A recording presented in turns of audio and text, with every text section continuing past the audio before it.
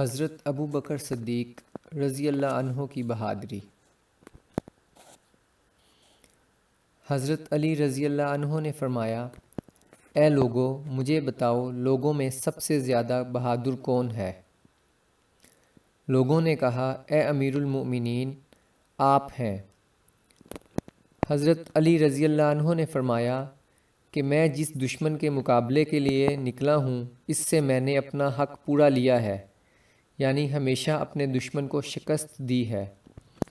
میں پورا بہادر نہیں ہوں، لیکن تم مجھے بتاؤ کہ لوگوں میں سب سے زیادہ بہادر کون ہے؟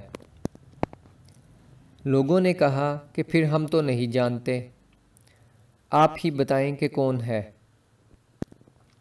انہوں نے کہا، وہ حضرت ابو بکر رضی اللہ عنہ ہیں۔ چنانچہ جنگ بدر کے موقع پر جب ہم نے رسول اللہ صلی اللہ علیہ وسلم کے لیے چھپر بنایا تو ہم نے کہا کہ کون حضور صلی اللہ علیہ وسلم کے ساتھ رہے گا تاکہ کوئی مشرک آپ کی طرف نہ آ سکے۔ اللہ کی قسم، اس وقت کوئی بھی حضور صلی اللہ علیہ وسلم کے ساتھ رہنے کی ہمت نہ کر سکا۔